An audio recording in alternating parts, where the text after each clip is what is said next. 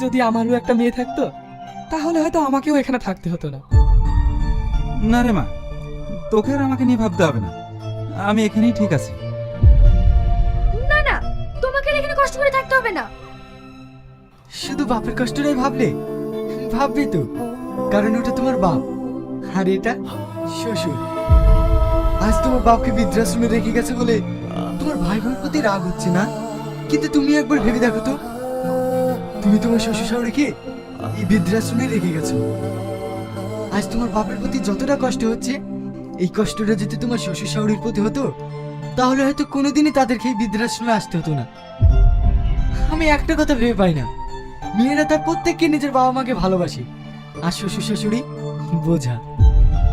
আজ তুমি যদি তোমার শ্বশুর শাশুড়িকে মানিয়ে নিতে পারতে, হয়তো তোমার ভাবিও তোমার বাপকে মানিয়ে নিতে পারতো।